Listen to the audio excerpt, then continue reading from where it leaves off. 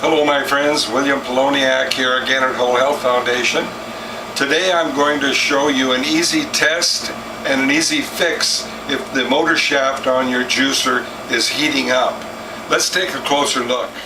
The first thing you'll want to do is remove the feed tube. Now I've enabled this juicer to turn on without the feed tube attached.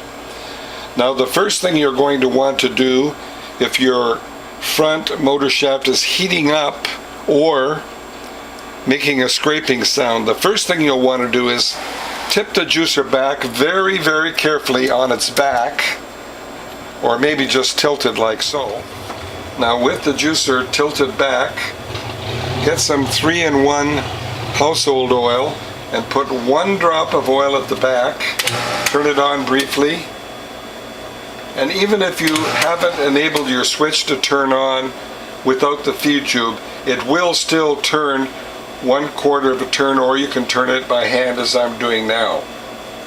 And that is to oil the seal that's behind this round escutcheon plate. Now set it back up, and if you turn it on for a minute or so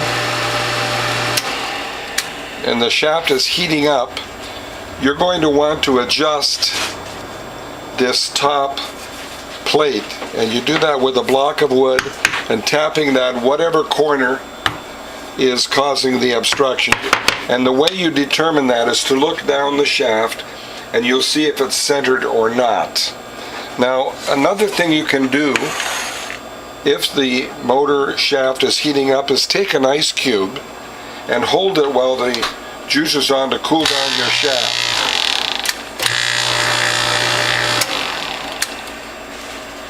And that'll make it very, very cold.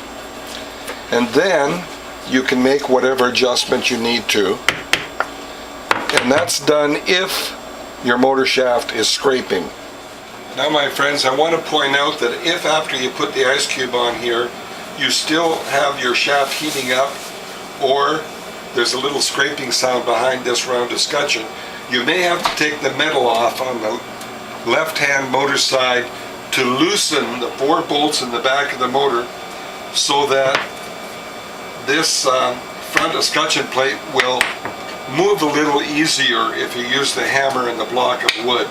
And then you'll have to tighten the 4 bolts again. But usually you can make an adjustment on whichever corner will center the shaft more. So you can do one adjustment without loosening the bolts if it's a tiny bit off center, but if it's been shipped and it's off center a lot, you may have to remove the left hand metal and loosen the 4 bolts in back. But remember to tighten those 4 bolts again. Now this one is rotating freely. I think we have no problem. So we'll reassemble this and we'll put the cutter back on top with the hole facing down for good drainage and set it back a little bit. Well my friends, I hope you like what you've seen, and if you do, please tell a friend. If you'd like to call me, my phone number is 760-753-0321. My email address is developtrust@cox.net, and my webpage is wholehealthfound.com. I'll see you in the next video.